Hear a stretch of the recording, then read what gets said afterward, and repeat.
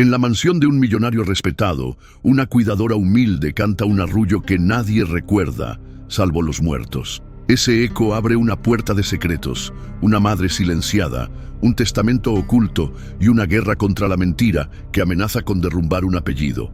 Entre la ambición, la prensa y el miedo, un niño se aferra a la voz que lo calma y un hombre poderoso debe elegir qué pesa más, su fortuna o su conciencia. Lo que descubrirás hoy no es un escándalo más, es una reparación que te acompañará mucho después de que termine el video. La noche caía sobre lomas de Chapultepec como un telón de terciopelo que amortiguaba el rugido distante de la ciudad. Desde el balcón principal de la mansión Salvatierra, el horizonte parecía un collar de diamantes mal engarzados, luces disparejas, edificios que se erguían como trofeos, sombras que escondían promesas y pecados. Adentro, el silencio era una porcelana fina a punto de romperse. Emiliano Salvatierra caminaba con pasos medidos por el pasillo tapizado en seda cruda. El retrato de su madre, doña Leonor de la Vega, vigilaba la casa desde la pared central. Sus ojos de aceite antiguo parecían seguirlo. Había sido la columna moral del apellido, la voz baja que domaba la ambición feroz de su hijo cuando él todavía aprendía a domarla solo. La guerra del mercado inmobiliario le había dejado cicatrices invisibles. Los periódicos lo llamaban el tiburón blanco, un hombre que podía convertir una ruina en un milagro, y si era necesario, un milagro en una ruina. Pero esa noche, Emiliano no pensaba en acciones ni en licitaciones. Pensaba en Mateo, su hijo de 13 años, alojado en el ala azul de la mansión, rodeado de fisioterapeutas, aparatos y esa esperanza de vidrio que se puede quebrar con una palabra. Un accidente absurdo lo había dejado dependiente de una silla y de rutinas estrictas. El automóvil en el que viajaba con su madre había resbalado bajo la lluvia. Victoria, la esposa de Emiliano, salió ilesa, pero Mateo quedó atrapado entre metales y una vida nueva que nadie entendía. Desde entonces, la casa fue un quirófano emocional. La puerta del cuarto de Mateo estaba entreabierta. Emiliano escuchó una voz cantando. Era una voz cálida, sin adornos, humilde como pan recién horneado. No era la de Victoria, que en esos instantes atendía una cena de recaudación, tampoco la de ninguna enfermera que él recordara. La canción se clavó en su pecho como un alfiler. Duérmete, mi león dorado, que el viento no te lleve, que el mar no te robe. Se detuvo de golpe. Ese arrullo, su madre lo cantaba cuando él era niño, en noches de fiebre y pesadillas. No era una canción popular. Doña Leonor la había traído de su infancia en una hacienda perdida de Veracruz. ¿Cómo diablos la conocía una empleada? Empujó la puerta. La escena era de otra vida. Mateo dormido, la lámpara tenue dibujando sombras suaves y una joven de trenzas oscuras sentada a la cabecera, con un chal de color maíz cubriéndole los hombros. Cantaba despacio, sin mirar a ningún lado, como si el mundo se hubiera reducido al latido del niño. Cuando notó su presencia, se puso de pie al instante. Sus ojos, grandes y negros, no tenían miedo. Tenían un respeto firme, una dignidad que resaltaba contra la opulencia del cuarto. «Perdón, señor», susurró. Mateo pidió la canción «Le ayuda a relajarse». «¿Qué canción?», inquirió Emiliano, más duro de lo que quería. «La del león dorado», respondió ella, con una naturalidad que lo desarmó. Dice que su abuelita se la cantaba. Emiliano sintió que el piso se movía 1 centímetro. Su madre llevaba años muerta. Nadie en esa casa había oído ese arrullo desde entonces. Nadie, excepto él. Su mirada descendió a las manos de la joven. Sostenía un pequeño relicario ovalado, de plata vieja, con una flor de lis grabada. El mismo símbolo que coronaba discretamente el escudo de la familia Salvatierra en documentos antiguos, en una vajilla que ya no se usaba, en el anillo de bodas de su madre. ¿De dónde sacaste eso? La voz de Emiliano fue un hilo afilado. La joven bajó la vista hacia el relicario, como si se acabara de dar cuenta de que lo tenía en la mano. Cayó del cajón cuando busqué la crema de las manos de Mateo. «El broche está flojo», explicó. Iba a dejarlo en la mesita y avisar a la señora. Emiliano le arrebató el relicario con un gesto que él mismo lamentó en el acto. La joven no se inmutó. Solo apretó el chal alrededor de los hombros, como si el frío de la mansión se le hubiera metido al cuerpo. «¿Cuál es tu nombre?», preguntó. «Lucía», dijo. Ella, Lucía Morales. Ese apellido tan simple parecía una mentira en medio de tanto mármol. Una risa seca rasgó el aire. Victoria apareció en el umbral con un vestido de seda carmesí que se pegaba a su figura como una amenaza. Llevaba un abrigo en el brazo y el teléfono en la mano. «¿Aquí estás, Emiliano?», dijo con esa voz que sonaba amable para los desconocidos y cortaba como vidrio para los suyos. «Pensé que había salido». «Ah, la nueva enfermera. Qué diligente. ¿Cantando? ¡Qué provinciano!». Lucía se cuadró de manera casi imperceptible. El chal se le escurrió un poco, revelando un pequeño lunar en el hombro, un punto oscuro en un mapa que alguien alguna vez debía haber amado. «Mateo duerme», murmuró Emiliano, evitando la guerra. «Deja la cena para otro día, Victoria. No quiero cámaras en la casa». «Las cámaras estaban en el salón, no en nuestro cuarto de enfermería», replicó ella, dejando el abrigo en una silla. «Pero ya que hablas de cámaras, te diré quién salió muy bien en las fotos. Esta muchachita con su uniforme barato, pasando por el pasillo como si fuera la dueña. Los donantes notan esas cosas. El personal de servicio debe saberse las esquinas». Lucía respiró hondo, alzó la vista. Sus ojos negros, sin lágrimas, sin titubeos, se clavaron por un segundo en Victoria. No había insolencia, había un espejo. «Con su permiso», dijo, «voy a prepararle a Mateo la infusión de pasiflora». El doctor la autorizó para la noche. Cuando pasó junto a Emiliano, el aire olió a jabón de 1907, lavandería y a flores de azahar, un aroma imposible en esa casa hormigonada. Emiliano quiso detenerla, preguntarle por la canción, por el relicario, por ese invierno que lo estaba habitando. No lo hizo. Se quedó con la flor de lis clavada en la palma. «No me gusta», dijo Victoria apenas Lucía cruzó el umbral. «Tiene ojos de santo y manos de ladrona. No sé si lo notas, pero a Mateo lo mira como si fuera suyo. A mí me evita, a ti te estudia. Tiene manos firmes», replicó Emiliano seco. Mateo durmió.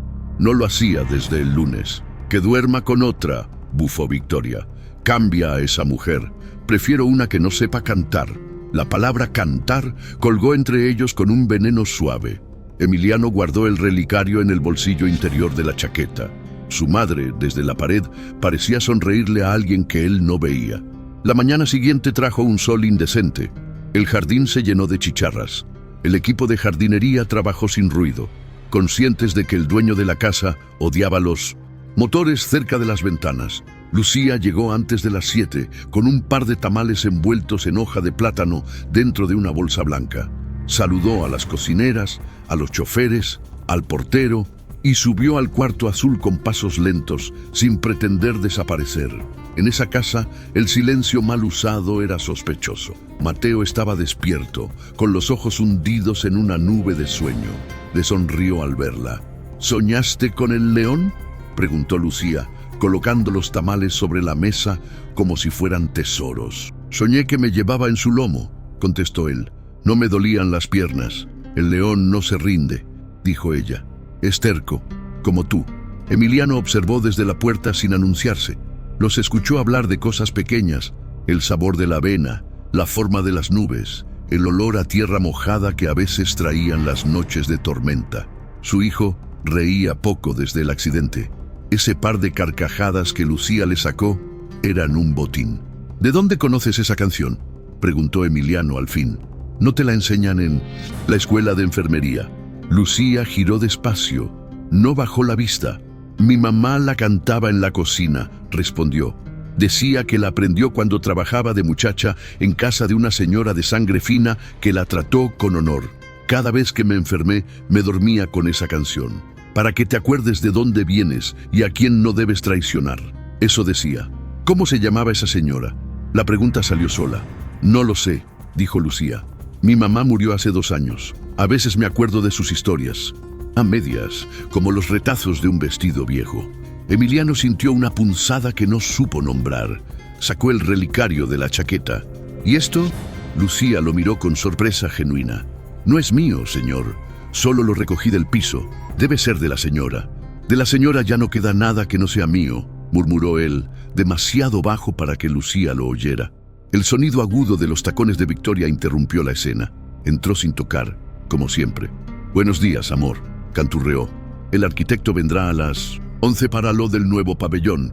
Y tú, Lucía, recuerda que no debes dar nada a Mateo que no esté en la pauta. Ayer tenía la lengua violeta. ¿Qué le diste?» «Jarabe de moras», contestó Lucía con serenidad. «Es el que recomienda la nutrióloga. La lengua violeta es por la fruta». «Pues cambia la fruta», replicó Victoria, con una sonrisa que mostraba los dientes. «Las fotos no se retocan solas». Lucía asintió. No dijo nada. Levantó a Mateo con una destreza que no se aprende en un curso corto.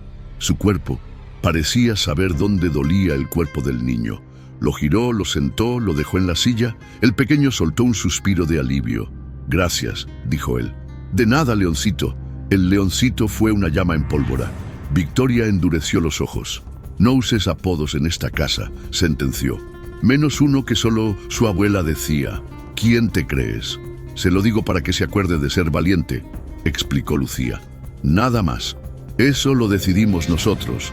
Victoria señaló a Emiliano y a sí misma como si el mundo fuera un encuadro con dos figuras. «Tú estás aquí porque te pagamos, ¿te queda claro?» Lucía sostuvo la mirada. En sus ojos no había sumisión ni desafío. Había otra cosa, un cansancio antiguo, de gente que trabaja sobre el mismo piso desde generaciones. «Sí, señora», dijo al fin. «Me queda claro». Victoria salió dejando una estela de perfume caro y un eco de algo dicho a medias. Emiliano notó un temblor mínimo en la mano de Lucía cuando acomodó la cobija de Mateo. Entonces, como si se arrepintiera de ser de piedra, dijo: «Si alguien te habla así otra vez, me lo dices». Lucía sonrió. No era una sonrisa de agradecimiento, era la sonrisa de quien sabe que el que manda no siempre manda en su casa. «Estoy para cuidar a su hijo, señor», respondió. «Lo demás no me preocupa». Ese mediodía, mientras Emiliano revisaba planos con el arquitecto, el jefe de seguridad tocó la puerta del despacho con una urgencia mal escondida. «Señor, afuera hay prensa». «Bastantes». «¿Prensa por qué?», preguntó Emiliano con el estómago apretándose de una manera que conocía. La señora Victoria publicó la foto de la cena de anoche con la frase «Solidaridad es compartir lo que tenemos». Y alguien filtró que usted retiró fondos de la Fundación Monteolivos. Quieren declaraciones. «Retiré fondos para construir el pabellón de terapia intensiva», gruñó. «¿Desde cuándo la filantropía necesita permiso?» «Desde que huele a política, señor». Emiliano se puso de pie. La estrategia pública en su mundo era una misa. Sabía cuándo callar, cuándo dar una frase, cuándo ofrecer un té. Pero al abrir la puerta del despacho vio una figura que no calculó. Lucía, parada a la entrada de la cocina, estaba siendo acorralada por dos reporteros con micrófonos afilados. «¿Eres la enfermera nueva?», preguntaba una. «¿Es cierto que la señora Victoria te sorprendió cantando a altas horas? ¿No es imprudente alterar el reposo del paciente?» «¿Cómo te llamas?», insistía el otro. «¿Vienes de Oaxaca? ¿De dónde?». Lucía, con los tamales ya fríos, apretados contra el pecho, respiró una vez. Sus ojos siguieron el movimiento de Emiliano como si supiera que él apareció sin verla. «Mi nombre es Lucía y no doy entrevistas», dijo sin elevar la voz. «Menos en la cocina. Me pagan por trabajar, no por hablar». «¿Te sientes intimidada por el poder de los salvatierra?», provocó la reportera. «El miedo no cura», respondió Lucía. «Y yo vine a curar». Emiliano detestaba admirar a alguien contra su voluntad. Caminó hacia la escena, con la elegancia de un toro. Puso un brazo protector al lado de Lucía sin tocarla. «Mi equipo no es noticia», anunció con esa calma que en él era una amenaza. «Si quieren hablar de dinero, vayan al banco. Si quieren hablar de salud, tomen cita con el médico. En esta casa, los micrófonos no sustituyen las manos. Y ahora, fuera». Los guardias aparecieron como sombras. La prensa reculó con ese odio educado que deja titulares oportunistas. Lucía lanzó un suspiro silencioso. «Gracias, señor», dijo. «No estoy acostumbrada a micrófonos. Hacen más ruido que un molino. Y más harina de la que comen», ironizó él. «Vete a descansar, Lucía. Yo me encargo». Cuando ella se alejó, Emiliano sintió otra vez el olor a azahar que lo sacaba de su eje. El relicario pesó en su bolsillo como un pecado. Esa tarde, el fisioterapeuta canceló. Mateo estaba inquieto. El dolor, esa serpiente con memoria, no le soltaba los músculos. Lucía cerró la persiana para domar la luz. Puso una música suave en el teléfono barato que siempre llevaba y le habló al oído como si invocara a un santo. Respira conmigo, leoncito. 1, 2, 3. Así. El dolor es un mar. Si te dejas llevar, te traga. Si lo miras desde arriba, parece una alberca. Las albercas me dan miedo, confesó él con una media risa. A mí me da miedo el hambre, replicó ella. Y aún así comemos todos los días. ¿Ves? Hay miedos que se domestican comiéndolos poquito a poco.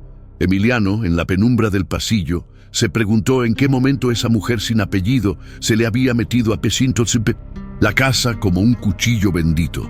Lo irritaba y lo aliviaba en la misma proporción. Entonces un recuerdo que llevaba años encerrado le pateó el pecho. Su madre, en la cocina del departamento de la colonia Roma, cantándole a él la misma melodía que ahora oía. A su lado, una muchacha morena que reía con la boca llena de harina y trenzas largas que olían a canela. «Eres buena, Clarita», decía doña Leonor. «La vida te debe. Algún día vendrá por su deuda». «¿Clarita?» Esa noche, cuando la mansión se durmió, Emiliano bajó al archivo. Era una habitación oculta detrás de una pared de madera en la biblioteca. Pocos conocían el mecanismo. Encendió una lámpara de pie y abrió cajas con el cuidado blasfemo de quien profana un altar. Buscó álbumes, cartas, folletos de bautizos, nóminas antiguas. Lo que tardó años en olvidar, regresó en fotografías amarillentas. Doña Leonor joven, elegante, con una mujer a su lado sosteniendo un bebé. En el reverso, una caligrafía bellísima, con Clara y su Lucerito, diciembre del 98. Lucerito. Emiliano se quedó helado. Lucerito, Luc, ¿ia? Abrió otra caja. Encontró un sobre con un sello roto. Recibo de finiquito. Clara Morales, Servicio Doméstico, 2005. En los anexos, una nota de la administración, acompañada de una menor. Se retira por enfermedad de la madre. No había domicilio. No había despedida. El mundo se inclinó 1 milímetro. Emiliano recordó la última pelea con su madre, días antes de que ella muriera. No puedes negociar la conciencia como negocias la tierra, Emi. Hay palabras que no se devuelven. Él, arisco. La conciencia no paga sueldos, mamá. Ella, triste. La conciencia da hijos. Él se había ido sin entender, hasta ahora. Guardó las fotografías y el recibo en una carpeta. Subió con la lámpara aún encendida en la cabeza, como si le alumbrara un pasado peligroso. En el pasillo escuchó risas. Las risas de Victoria no tenían música, eran cáscaras. Hablaba por teléfono. «Sí, corazón», decía. «Te dije que lo movería. El arquitecto no es tonto. El pabellón llevará tu nombre, no el de su madre. ¿Para qué recordar fantasmas? La prensa olvida rápido. Además, conseguí que el médico firme el cambio de terapia. Esa provinciana ya no tendrá tanto pretexto para acercarse al niño. Sí, tú déjame a mí. Mañana te veo en el hotel cuarto 1103. Emiliano se detuvo. Sintió una cosa vieja. La rabia que se mezcla con dolor. Y se llama humillación. No era la primera vez que sospechaba. Era la primera vez que oía. Apagó la lámpara. Guardó la carpeta bajo el brazo como quien guarda un arma. La madrugada cayó sin ruido. A las 6, Lucía estaba en la cocina preparando una sopa de arroz con pollo para Mateo, por si ese día no quería avena. La cocinera, doña Cata, la miraba con ojos de últimas noticias. «Hijita», dijo, «si yo fuera tú, pediría la cuenta. Aquí el amor se sirve frío, pero el odio hirviendo. El odio quema a quien lo vende y a quien lo compra», contestó Lucía removiendo la sopa. «Yo solo vine a trabajar». «Doña Cata, lo demás que lo arreglen arriba». «Arriba todos hacen nubes», replicó la cocinera. «Y tú vas a terminar debajo de la lluvia». Lucía sonrió, sacó un puñado de cilantro y lo picó con una destreza distraída. En su bolsillo, dentro de una bolsita de tela, llevaba siempre 2 cosas: una medalla de San Rafael y un papel doblado en 4 con una frase de su madre. «La verdad no grita, espera». Cuando subió con la sopa, encontró a Emiliano ya despierto. sentado junto a Mateo con un café negro, aunque olía a malas noches. Sus ojos eran dos puñales que no buscaban pelea, buscaban respuestas. «Lucía», dijo él, «necesito hacerte una pregunta, y necesito que me la contestes, aunque te incomode. Si sé la respuesta, se la digo». Aceptó ella, poniendo la sopa sobre la mesa auxiliar. «¿Tu madre se llamaba Clara Morales?» Lucía tardó un segundo de más. Ese segundo fue un trueno. «Sí, señor», respondió al fin. «Clara Morales Sánchez. ¿La conoció?» Emiliano sostuvo su mirada, y en su pecho una puerta se abrió de golpe. «Mi madre la conoció», dijo, «y yo también, aquí en esta casa, cuando no era mansión sino hogar. Tú viniste de niña varias veces. En una foto te llaman Lucerito». Lucía apretó los labios. Una lágrima se formó y no se cayó. Sus ojos se volvieron dos espejos viejos. «Mi mamá decía que yo había corrido por estos pasillos», murmuró, «que una señora hermosa me levantaba cuando me caía, que me ponían moños rojos y me andaban enseñando a comer con cubiertos de plata. Yo pensaba que eran cuentos para dormirme, de esos que una madre pobre se inventa para que su hija no crea que nació, para barrer siempre. Pero eran de aquí, ¿verdad?». «Eran de aquí», confirmó Emiliano. «Y no eran cuentos». Mateo los miraba como si escuchara un secreto que no debía, pero que lo hacía parte de algo importante. Emiliano tomó aire. «Necesito que me digas todo lo que recuerdes de tu madre y de cómo se fueron de esta casa». Lucía se sentó. Respiró como quien baja al fondo de un pozo a buscar una moneda que no brilla. Habló despacio.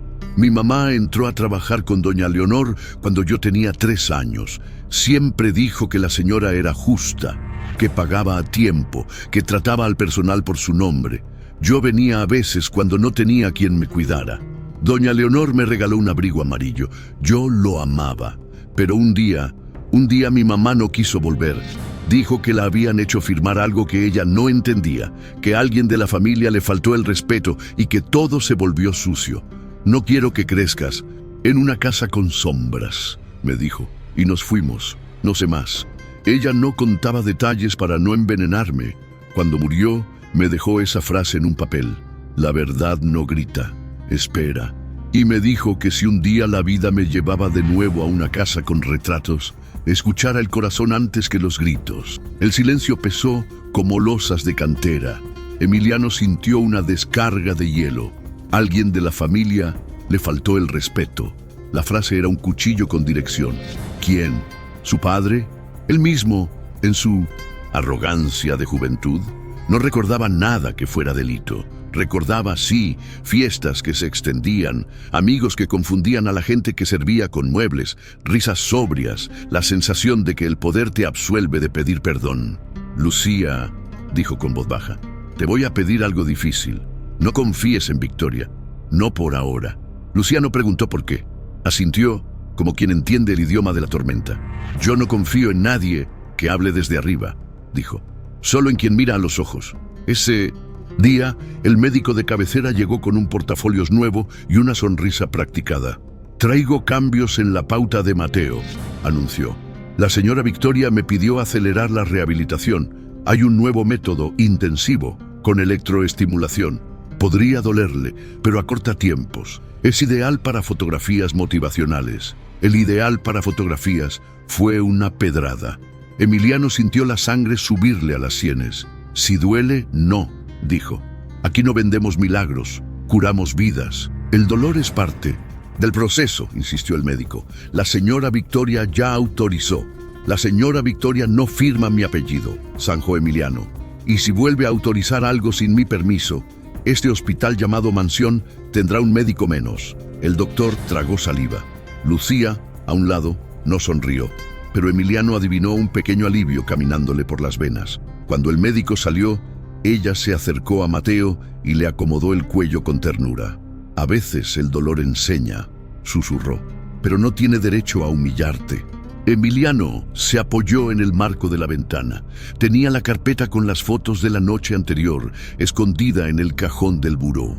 Una idea peligrosa crecía en él: investigar. No como el tiburón que olfateaba negocios, como el hijo que quiere entender si su madre protegió a alguien y a quién. En el fondo de esa idea había otra, más oscura. Si Lucía traía un hilo del pasado, Tal vez desenredarlo significaría destripar su propia casa.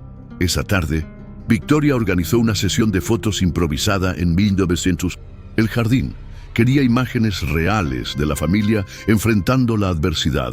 Lucía fue desplazada con sonrisa de acero. «Hoy no, querida, estorbas en el encuadre». Mateo aguantó 10 minutos en la silla bajo el sol hasta que un espasmo le torció la boca. Emiliano cortó la sesión con un gesto. Victoria protestó con el libreto de siempre. «La gente necesita inspirarse, Emi». Él le lanzó una mirada que pudo haber incendiado el pasto. Cuando entraron al vestíbulo, un vaso de cristal se resbaló de la mano de Victoria y se estrelló contra el piso.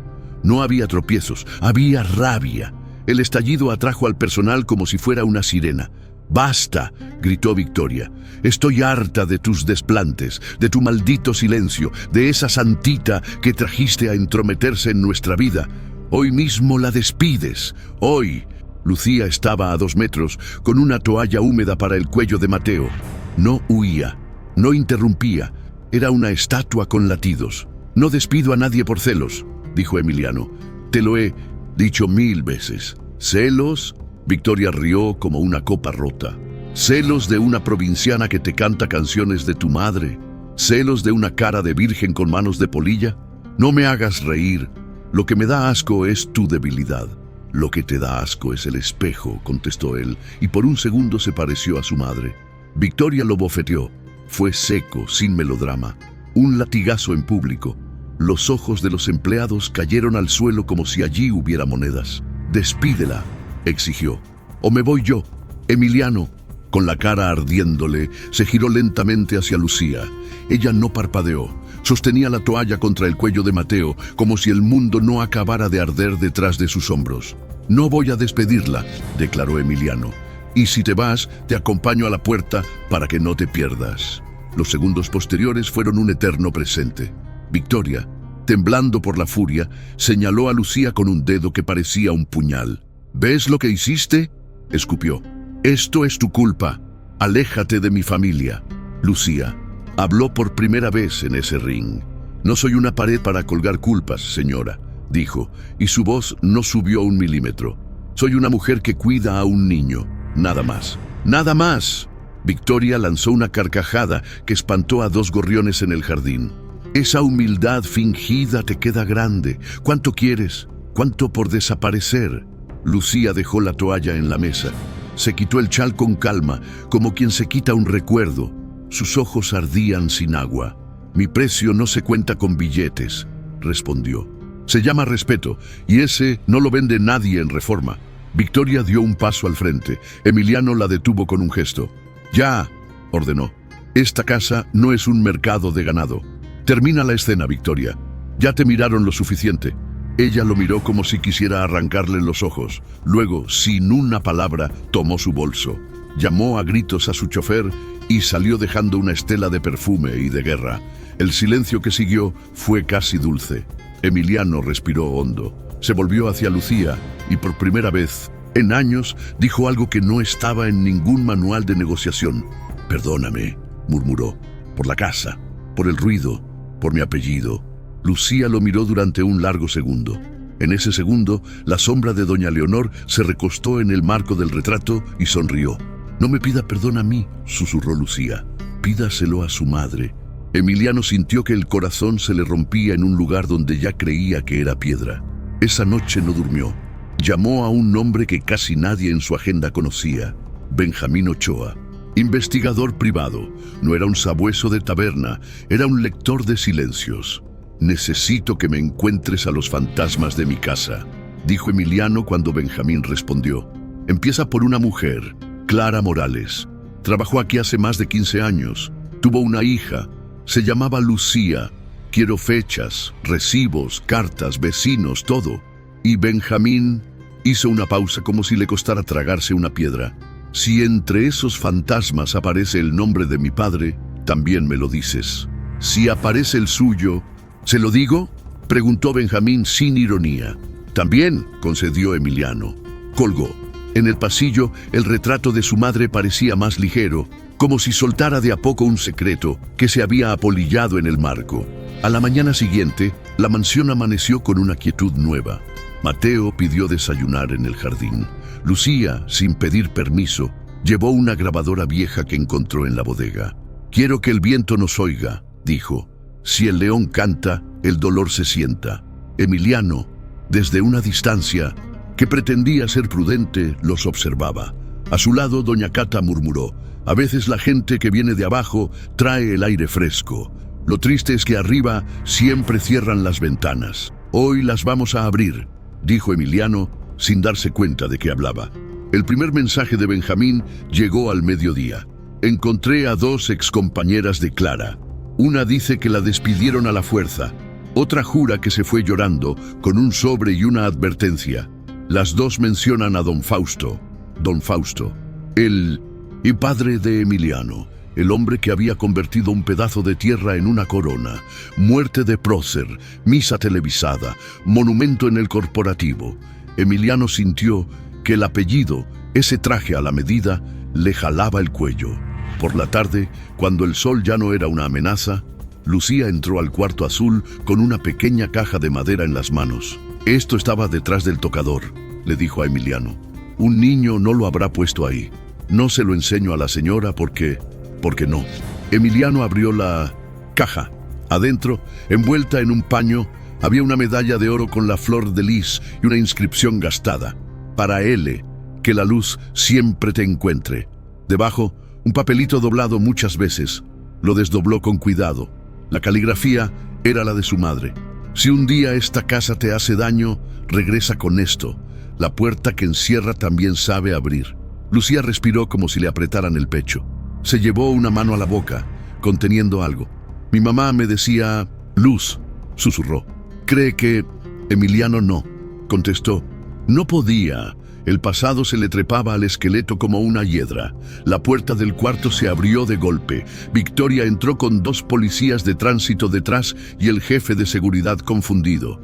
«Lo siento, señores», dijo ella teatral, «pero en esta casa se respeta la ley. Quiero que revisen la bolsa de esta mujer. Ha estado robando pertenencias de familia. Ya tengo pruebas. Adelante». Lucía se quedó quieta. No miró su bolsa. Miró a Mateo, que temblaba, y le tomó la mano. «No te asustes, leoncito», susurró. «Las sombras hacen ruido cuando ven la luz». Emiliano dio un paso adelante. Si el infierno tuviera una voz, sería la suya en ese momento. «Nadie toca una bolsa en mi casa sin una orden», dijo, helado. «Y el jefe de seguridad responde a mí, no a tus caprichos». «Tiene una medalla que no es suya», chilló Victoria. La vi en sus manos». Emiliano levantó la medalla. La sostuvo en alto, como se sostiene un evangelio. «Sí, la tiene», confirmó. «Y sí, no es suya, es de mi madre. Y mi madre la dejó para quien llevaba su luz, para Lucía». «¿Para qué?». Victoria se atragantó. «¿Para una empleada?». «Para la hija de la dignidad», dijo él sin pensar. «Y para la deuda que esta casa tiene con los que la habitaron cuando nosotros no sabíamos ni caminar». El jefe de seguridad hizo un gesto a los policías. Ellos, incómodos, dieron un par de pasos hacia atrás. Victoria los miró con furia. Luego miró a Lucía como si quisiera borrarla del piso a fuerza de odio. «A ti te va a costar caro», escupió, apuntándole con el índice. «Carísimo». Lucía posó la mano sobre la medalla. No la apretó, la acarició. Sus ojos negros, por primera vez desde que cruzó esa puerta, se llenaron de agua. Pero no eran lágrimas de miedo, eran de memoria. «La verdad no grita», dijo en voz baja, casi para sí. «Espera». Y en ese instante, el celular de Emiliano vibró con un mensaje de Benjamín. «Encontré algo más, no por teléfono, te lo digo en persona, no vas a creerlo». Emiliano guardó el teléfono. Miró a Victoria, que ya afilaba otra injuria, y miró a Lucía, que sostenía la medalla como quien sostiene su nombre. Sintió, con la certeza que a veces solo da el peligro, que la casa estaba a punto de abrir una puerta que nadie había querido tocar. Detrás respiraban los secretos, y cuando los secretos respiran, las mansiones tiemblan. El viento de la tarde golpeaba las ventanas de la mansión como un visitante impaciente. Emiliano bajó a la biblioteca con la excusa de revisar documentos, pero lo que en realidad esperaba era a Benjamín. El investigador privado había prometido llegar sin llamar la atención y cumplía sus promesas como un verdugo. Puntual, apareció por la puerta lateral, con un portafolios de cuero y la mirada de quien ha visto demasiadas verdades para seguir creyendo en casualidades. «Gracias por venir», murmuró Emiliano, ofreciéndole un whisky que él rechazó con un gesto. «No bebo cuando cargo fantasmas, señor Salvatierra», replicó. «Y hoy traigo varios». Colocó el portafolios sobre la mesa y lo abrió. Dentro, carpetas manchadas por el tiempo, fotocopias de registros civiles, cartas deshilachadas. Emiliano sintió un frío antiguo recorriéndole los brazos.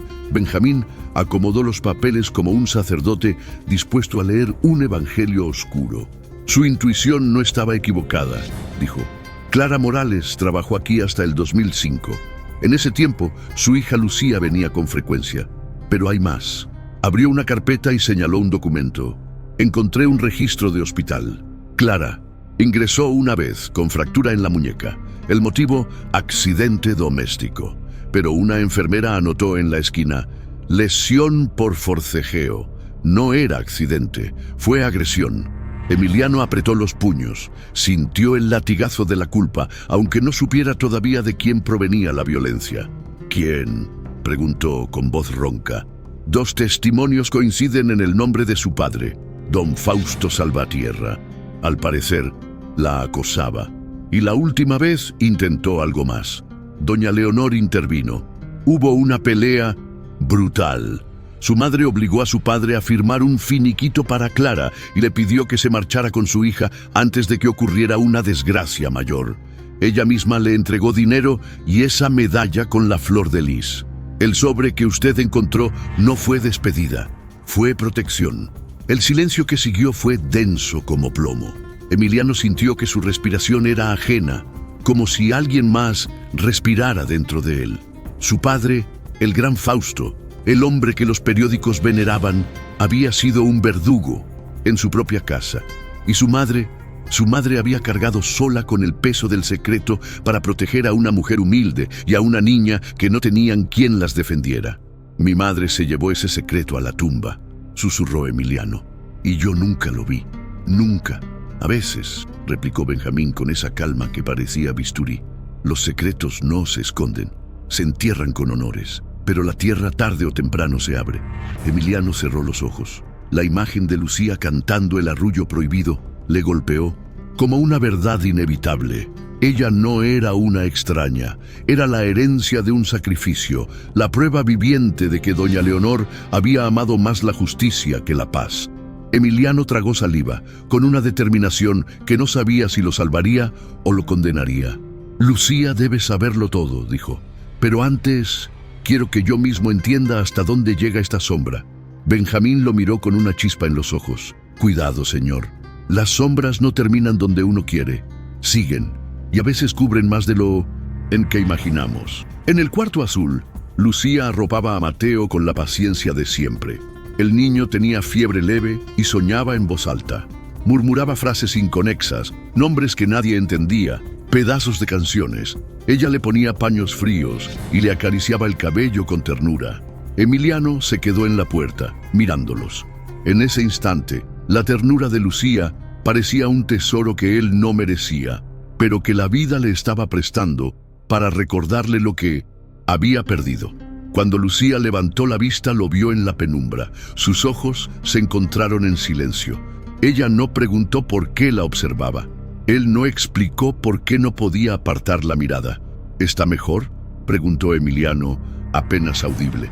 Bajó un poco la fiebre, respondió ella. Se va a recuperar, solo necesita calma. Él asintió. Avanzó unos pasos, con la carpeta de documentos aún bajo el brazo. La colocó sobre la mesa. Lucía, encontré cosas de tu madre, cosas que quizás no sabías, y necesito hablar contigo, pero no aquí, no con tantas paredes escuchando. Ella lo miró serena, luego asintió. Donde usted diga. La reunión fue en el invernadero, el único rincón de la mansión que Victoria jamás visitaba. Las plantas tropicales creaban un refugio húmedo y silencioso. Emiliano extendió los papeles sobre una mesa de hierro forjado.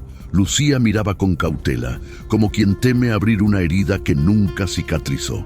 Tu madre no se fue porque... Él quiso, empezó Emiliano con voz firme. La obligaron, mi padre la acosaba, mi madre, doña Leonor, la protegió como pudo, le dio dinero, un finiquito y esta medalla. Le pidió que desapareciera para salvarse. Esa es la verdad. Lucía se quedó inmóvil. Sus ojos recorrieron las hojas, las firmas, las fechas. La respiración se le hizo temblorosa. Entonces mi mamá cayó. ¿Todo eso para protegerme?, susurró. Sí, y mi madre cayó para protegerla a ella. Y yo viví en la ignorancia, creyendo que mi padre era un héroe. Las lágrimas resbalaron al fin por el rostro de Lucía, pero eran lágrimas contenidas, disciplinadas. Lloraba en silencio, como lo hacen quienes están acostumbrados a llorar a solas. Toda mi vida, dijo, con un hilo de voz, escuché rumores. Que mi mamá había estado en una casa rica, que la corrieron por ladrona, que se acostaba con el patrón. Siempre me lo decían como insulto, y yo nunca tuve pruebas para defenderla. Pero ahora sé que fue inocente, que fue víctima. Emiliano sintió que el corazón se le partía en dos. Se acercó un paso, tentado a tocar su hombro, pero se contuvo. Lucía levantó la mirada, y en esos ojos había una mezcla de gratitud y furia. Usted lleva el apellido de ese hombre, dijo sin suavizar, pero también el de su madre. Elija cuál pesa más. La frase lo atravesó. Emiliano entendió que no podía quedarse a mitad de camino. Tenía que tomar partido, aunque significara destruir la estatua de su padre y, con ella, la reputación de toda la familia. Esa misma noche, Victoria entró al cuarto matrimonial con una sonrisa venenosa. Dejó sobre la cama varias revistas de sociedad. En todas aparecía su foto, sonriente, radiante, con titulares que hablaban de filantropía y moda. Emiliano las miró sin interés. La prensa me adora, dijo ella quitándose los aretes. Tú deberías agradecerme. Yo limpio tu apellido todos los días. Sin mí, los salvatierras serían un recuerdo polvoriento. Conmigo no. Limpias nada, replicó el frío. Solo ensucias más. Victoria lo miró con un destello de odio. Ah, ya entiendo. Es por ella, ¿verdad? La enfermera santa. ¿Qué te hizo? Te cantó al oído como a un niño. Te mostró los dientes de perrito fiel. No seas ridículo, Emiliano. Esa mujer vino a sacarnos algo y yo no pienso dejar que arruine todo lo que construimos. ¿Construimos?, rió Emiliano amargo.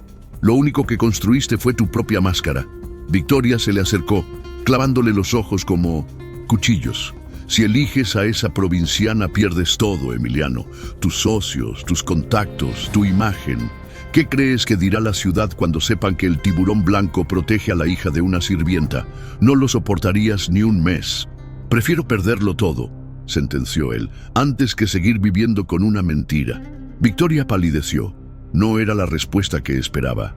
Se dio la vuelta con un gesto de furia y salió de la habitación sin cerrar la puerta. Emiliano se quedó solo, con el eco de sus propias palabras retumbándole en la conciencia. Mientras tanto, Lucía se encerró en su pequeño cuarto de servicio. Extendió sobre la cama la medalla y los documentos. Pasó la yema de los dedos sobre la caligrafía de doña Leonor. Sintió un nudo en la garganta. Su madre había sufrido en silencio para protegerla, y ahora ella debía decidir qué hacer con esa verdad. La verdad no grita. Espera, murmuró, pero cuando llega, arrasa. Un ruido en la puerta la sobresaltó. Era Mateo en su silla, con una linterna en la mano. No podía dormir, dijo el niño. ¿Puedo quedarme aquí un rato? Lucía sonrió con ternura. Lo dejó entrar. Le acomodó una cobija sobre las piernas. Claro que sí, leoncito. Aquí no hay gritos, solo calma. Mateo miró la medalla en la cama. Es bonita, dijo. ¿Es tuya? Lucía dudó un instante. Luego asintió. Sí, es mía. Y tu abuelita me la dejó, aunque yo no lo sabía. Mateo la miró con asombro infantil. Entonces somos familia, ¿no? Lucía sintió que el corazón se le estremecía. Lo abrazó con fuerza sin poder contestar, porque esa palabra, familia, tenía el poder de salvarlos o de destruirlos a todos. 2 días después, Benjamín regresó con una nueva revelación. Emiliano lo recibió en el despacho. El investigador se veía más grave que nunca. Encontré un testamento antiguo de doña Leonor, dijo. No estaba en los archivos públicos. Alguien lo ocultó. En él, ella reconoce haber entregado a Clara una suma considerable en pago por su dignidad vulnerada. Y agrega una cláusula. Si la descendencia de Clara Morales regresa algún día a esta casa, deberá ser reconocida y protegida como parte de la familia. Eso significa que, legalmente, Lucía tiene derecho a reclamar herencia, y no poca. Emiliano sintió que el mundo se partía. Lucía no solo era el eco de un secreto, era heredera por derecho. Su madre lo había previsto, había dejado la puerta entreabierta para que la justicia pudiera entrar algún día. Ese día era ahora. Si esto se hace público, continuó Benjamín, Victoria y sus aliados harán lo imposible por destruirla, pero también será imposible ocultarlo. Tarde o temprano saldrá a la luz. Emiliano cerró los ojos. Recordó las palabras de Lucía. Elija cuál apellido pesa más. Supo que había llegado el momento. Esa misma noche, Emiliano fue al cuarto azul. Encontró a Lucía leyendo en voz baja a Mateo. Se detuvo en 1900, el umbral con el testamento en la mano. Cuando ella levantó la vista, él le extendió el documento. «Es tuyo», dijo. «La voz de mi madre, tu derecho, tu herencia». Lucía lo tomó con manos temblorosas. Lo leyó despacio. Cada palabra era una revelación y una condena. «Herencia», susurró. «¿Cree que yo vine a esta casa por dinero? Yo solo vine porque necesitaba trabajo. Porque Mateo necesitaba a alguien que lo cuidara con cariño. Nada más». «Lo sé», respondió Emiliano, «pero no puedes negar lo que eres. Eres parte de esta familia, Lucía, lo quieras o no». Ella lo miró con lágrimas contenidas. «No sé si quiero ser parte de esta familia», dijo, «porque esta familia también me robó a mi madre». La frase cayó como piedra en agua profunda. Emiliano no tuvo respuesta. Solo pudo inclinar la cabeza, aceptando la verdad como una condena. Victoria no tardó en enterarse. Algún sirviente indiscreto la alertó de que Emiliano había recibido a Benjamín más de una vez y que Lucía pasaba largas horas con él revisando papeles. Una noche irrumpió en el despacho furiosa. «Ya lo sé todo», gritó. «Sé que esa mujer planea quitarme lo que es mío, pero no lo permitiré. Antes la hundo en la calle, como a una rata, antes de que toque un centavo de esta fortuna». Emiliano la enfrentó con la mirada helada. «Lo que temes no es perder dinero, Victoria. Lo que temes es perder el poder, y ese ya lo perdiste». Victoria lanzó una carcajada amarga. «Tú crees que puedes destruirme con tus papeles viejos, pero yo tengo algo mejor, la prensa. Y mañana mismo esa provinciana y su madre muerta serán presentadas como las farsantes más grandes de México. Nadie les creerá. Nadie». Salió dando un portazo. Emiliano apretó los dientes. Sabía que la guerra había comenzado y que ya no habría retorno.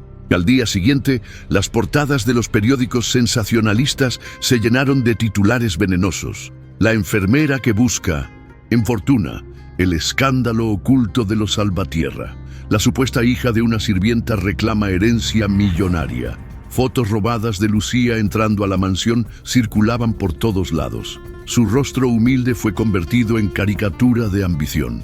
Lucía recibió los ejemplares en la cocina.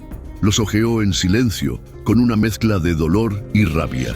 Los dejó sobre la mesa y respiró hondo. «La verdad no grita». «Espera», repitió, «y cuando hable, nadie podrá callarla». Emiliano apareció detrás de ella, con el rostro desencajado. «Esto es solo el comienzo», dijo. «Van a intentar destruirte, pero no lo lograrán, porque yo no lo permitiré». Lucía lo miró, serena, con los ojos llenos de una fuerza que parecía más grande que ella misma. «Yo no vine a esta casa a pelear, señor Salvatierra, pero si me obligan, pelearé.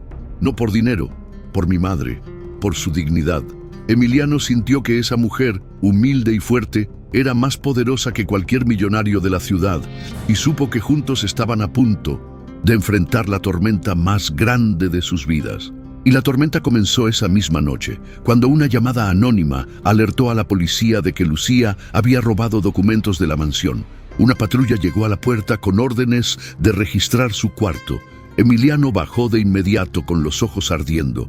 «En esta casa nadie registra nada sin mi firma», sentenció. Y si alguien toca las pertenencias de Lucía, se enfrentará conmigo. Y créanme, señores, no quieren enfrentarse conmigo. Los policías dudaron. Uno de ellos murmuró que la denuncia provenía de fuentes confiables. Emiliano les mostró el testamento de su madre, el verdadero documento, como si fuera un escudo. Esta mujer no es una ladrona, es heredera, y si alguno de ustedes osa humillarla, se enfrentará a un salvatierra. ¿Está claro? Los policías, intimidados, se retiraron, pero el daño ya estaba hecho. Los vecinos habían visto las patrullas, los fotógrafos habían captado las imágenes, y al día siguiente la prensa explotaría con nuevas calumnias. Lucía, con la medalla entre las manos, se giró hacia Emiliano. Sus ojos estaban llenos de determinación. «Ya no podemos esperar más, señor», dijo. «Es hora de que la verdad hable». Emiliano asintió. Sabía que el momento había llegado, y la revelación, cuando llegara, haría temblar no solo a la mansión Salvatierra, sino a toda la Ciudad de México. La mañana amaneció con un cielo de tormenta que no sabía si romperse o aguantar. Emiliano eligió romper. Llamó a su abogado, convocó a los directores de sus empresas, pidió a Benjamín que certificara copias del testamento de doña Leonor y localizara a 2 testigos clave: la enfermera que anotó lesión por forcejeo en el expediente de Clara, y una antigua ama de llaves que había visto a doña Leonor entregarle la medalla y el sobre. Cuando colgó la última llamada, se miró al espejo del baño de su despacho y entendió que el hombre que lo miraba no era el tiburón blanco. Era el hijo de Leonor, listo para pagar la deuda de su apellido. La conferencia de prensa que Victoria había organizado para presentar el nuevo pabellón arrancó a las 6 de la tarde en el jardín central. El montaje era impecable. Un arco de flores, mantas con el logo de la Fundación Salvatierra, cámaras, micrófonos, sillas alineadas, invitados de la alta sociedad, influencers, periodistas de espectáculos y de finanzas. Todos olían a primicia.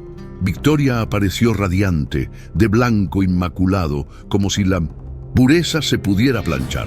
Llegó tomada del brazo de un senador amigo, y esa sola imagen explicaba muchas cosas. Sonrió hacia todos lados, y la ciudad le devolvió flashes. Emiliano esperó a que el murmullo bajara. Subió al estrado sin sonreír. A su lado, discretos, Benjamín con sus portafolios y el abogado con una carpeta sellada.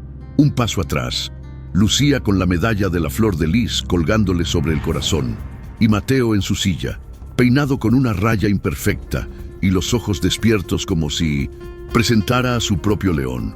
«Buenas tardes», dijo Emiliano, y el micrófono le devolvió una voz que parecía otra. «Este jardín ha visto celebraciones y negocios. Hoy verá justicia. No presentaremos un pabellón, presentaremos una verdad». Victoria trató de interrumpir, elegante y venenosa. «Emi, cariño, no improvises. Los donantes agradecerán la transparencia», la cortó. «Y los hipócritas aprenderán a callar». Un murmullo corrió como una ola. Benjamín proyectó en una pantalla un documento que se agrandó como si quisiera tocar el cielo. «Testamento protegido de doña Leonor de la Vega de Salvatierra». El abogado tomó el micrófono con precisión de cirujano. «Con base en este documento notarizado y ahora liberado por orden judicial, la señora doña Leonor reconoció haber entregado a la trabajadora doméstica Clara Morales una compensación por dignidad vulnerada y dejó esta cláusula: si la descendencia de Clara Morales regresa algún día a esta casa, deberá ser reconocida y protegida como parte de la familia. La descendencia está aquí. Se llama Lucía Morales». Los flashes se volvieron rayos. Un periodista gritó: «¡Escándalo!», y otro, más viejo, se santiguó como si oyera misa. Victoria soltó una risa de cristal que se hizo añicos. «¡Falsificaciones!», gritó. «Papeles inventados. Esa mujer es una oportunista». Benjamín levantó la mano con la parsimonia de quien tiene más balas. «Testigo 1», anunció. La pantalla mostró a una mujer mayor, de cofia blanca, sentada en 1900. Una sala sencilla. Su voz grabada era pausada. «Yo atendí a la señora Clara Morales cuando llegó con la muñeca fracturada». Puso «accidente doméstico», pero eran marcas de manos. Doña Leonor se presentó, firmó la cuenta, la abrazó y le dijo: «Vete con tu niña. Aquí ya no es seguro». «Testigo 2», dijo Benjamín. Apareció una foto vieja de una fiesta en la mansión, con doña Leonor sosteniendo a una niña con moños y a su lado una joven hermosa de trenzas, Clara. Luego, el rostro en vivo de Rosalía, antigua ama de llaves, conectada por videollamada. «Yo vi cuando doña Leonor le entregó la medalla a Clara», dijo. Le dijo: «Para él, que la luz siempre te encuentre». Y lloraron las dos. El señor Fausto no estaba. Ojalá no vuelva nunca ni de donde esté. El jardín quedó en silencio. El senador se escabulló fingiendo una llamada. El jefe de seguridad cruzó los brazos viendo a Victoria con una mezcla de lástima y cansancio. Emiliano buscó la mano de Mateo. La apretó con fuerza. «Hoy le pido perdón. Públicamente a Clara Morales», dijo Emiliano, aunque ya no esté para escucharlo. «Le pido perdón a su hija Lucía por los años de humillación y por las calumnias de estas semanas. Y le pido perdón a mi madre por no haber tenido el valor de sostener su acto de justicia antes. A partir de este momento, Lucía Morales será reconocida como beneficiaria de la cláusula testamentaria de doña Leonor y como parte de esta familia en los términos de la ley y en el corazón de mi casa». Victoria se abalanzó sobre el micrófono como una fiera herida. «No tienes derecho. Eres un idiota. Te van a destruir. Te van a quebrar las empresas, Emiliano. Renuncio a esta farsa». «Acepto tu renuncia», respondió él con la tranquilidad del que ya decidió. «Pero antes responde por esto». Benjamín alzó otro documento. No era viejo, era de ayer. Estados de cuenta de la fundación, transferencias en cadena a empresas fantasma, gastos personales en hoteles, joyas y viajes. El hilo terminaba en una cuenta a nombre de una sociedad cuyo representante legal era el senador que minuto antes huía por una puerta lateral. Dos agentes de la fiscalía, que habían sido invitados como parte del protocolo, dieron un paso al frente. «Victoria Salvatierra», dijo la agente con voz neutra, «queda usted bajo investigación por desviación de recursos y denuncias falsas tipificadas. Le pedimos que nos acompañe». Victoria miró alrededor buscando una mano que ya nadie le ofrecía. Trató de dirigirse a las cámaras. «Esto es un montaje, una venganza. Mis abogados». «Sus abogados la verán en la fiscalía», cortó la agente. Los flashes la siguieron mientras la sacaban del jardín. No había gritos, solo el zumbido de un imperio de apariencias cayéndose como yeso viejo. Al fondo, un viento levantó una esquina del mantel del estrado. La tormenta, que había esperado todo el día, eligió ese minuto para romperse. Quedó una claridad rara. Emiliano respiró como si por primera vez no le faltara aire. Miró a Lucía. Ella no celebraba. Sostenía la medalla con los dedos y miraba el suelo húmedo como quien agradece en voz baja. Entonces dio un paso hacia el micrófono. Su voz, cuando salió, era apenas un susurro amplificado. «Mi mamá, Clara, me enseñó a no odiar. Me dijo que el odio hace ruido, pero no cura. Yo no quiero venganza, quiero respeto. Quiero que las mujeres que trabajan en casas ajenas duerman sin miedo. Quiero que los hijos no tengan que defender la dignidad de sus madres cuando ya están bajo tierra. Y quiero que los apellidos sirvan para abrir puertas, no para cerrarlas en la cara de quien no tiene nada». Se detuvo. Sus ojos negros buscaron los de Mateo. «A esta casa regresé por trabajo. Me quedo por amor a ese niño que reirá otra vez corriendo detrás del león que le canta, y por amor a una mujer que me dejó una frase: la verdad no grita, espera. Hoy la verdad habló». El aplauso no fue estruendoso, fue hondo, de esos que empiezan en las manos y terminan en la garganta.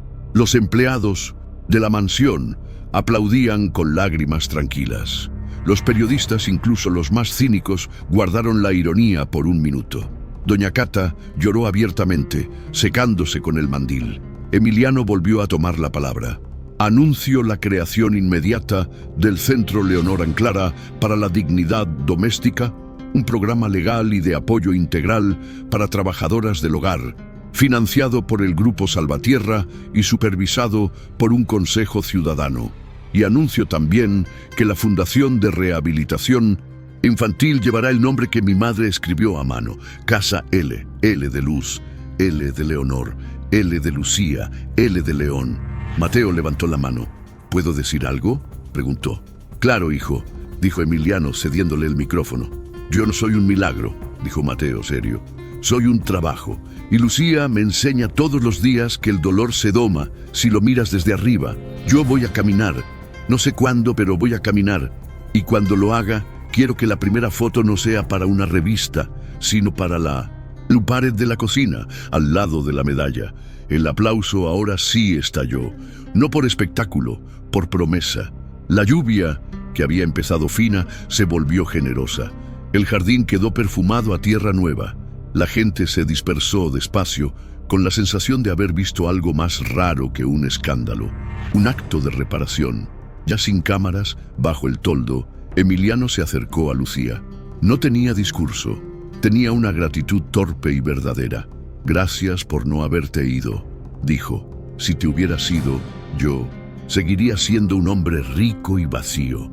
No me quedé por usted, respondió ella sin dureza. Me quedé por Mateo y por mi madre. Pero hoy me quedo también por usted. No muchos millonarios eligen el peso correcto del apellido. No se tocaron. Bastó con mirarse mientras la lluvia dibujaba líneas finas entre los dos. A unos pasos, Mateo jugaba con la medalla como si fuera un sol pequeño. Benjamín guardó su portafolios, miró el cielo y dijo para sí: caso cerrado. Esa noche, la mansión no fue un quirófano emocional, fue una casa. Doña Cata cocinó sopa de fideo con queso. Los choferes comieron en el comedor grande por primera vez. El equipo de limpieza dejó los trapos y se sentó a mesa puesta. Mateo pidió que Lucía le cantara la canción del león. Emiliano la escuchó desde el pasillo con el relicario de la flor de lis en la mano. Lo abrió. Dentro, una foto diminuta de doña Leonor sonriendo con la cabeza ladeada. El metal estaba tibio. Días después, un juez ratificó la cláusula de doña Leonor y reconoció a Lucía como beneficiaria. Ella firmó sin alardes, mirando la pluma como quien firma por todas las mujeres anónimas que no pudieron. Victoria enfrentó su proceso, y el senador descubrió que los pasillos del poder son más fríos cuando no hay cámaras. La prensa hizo su danza habitual: hoy te subo, mañana te olvido. Pero no pudieron ignorar el efecto que tuvo el anuncio del Centro Leonora Clara. Sindicatos, colectivos y empresarios se sentaron por primera vez en una misma mesa a hablar de dignidad. Cuando el otoño llegó, la Casa L abrió sus puertas. Mateo entró con su silla nueva, ligera, preciosa, y dejó a la salida las muletas esperando como si fueran dos perros fieles. Lucía colgó la medalla en la pared de la cocina de la casa, arriba de la foto de doña Leonor y al lado de otra de Clara, que Benjamín rescató de un archivo familiar. Enmarcadas, parecían hablarse. Una tarde, la ciudad olía a pan. Emiliano salió al jardín y encontró a Lucía leyendo bajo el viejo jacarandá. El viento jugaba con su cabello. Se sentó a su lado, sin romper el hechizo. A veces pienso que te trajeron las paredes, dijo él, como si supieran lo que nos hacía falta. No me trajeron las paredes, sonrió. Me trajo una canción. Se miraron con la calma de quien ya sobrevivió al trueno. No tenían prisa. No la necesitaban. La verdad, como había dicho Clara, no grita, espera. Y en esa espera crece el amor que no necesita pronunciarse para existir. Esa noche, cuando Emiliano apagó las luces del pasillo, se detuvo frente al retrato de su madre. Habló en voz muy baja. Ya pagué la deuda, mamá. O al menos empecé. Gracias por dejarme la puerta entreabierta. El retrato, si pudiera, habría asentido. Y la mansión Salvatierra, por primera vez en muchos años, durmió sin sombras. Si esta historia te tocó el corazón, escribe en los comentarios: la verdad no grita, espera. Y cuéntame qué momento te sacudió más. ¿Qué harías tú en el lugar de Lucía o de Emiliano? Suscríbete, comparte este video con alguien que necesite escuchar esta lección y activa la campanita. Cada semana traigo historias reales de dignidad, amor y justicia que te erizan la piel.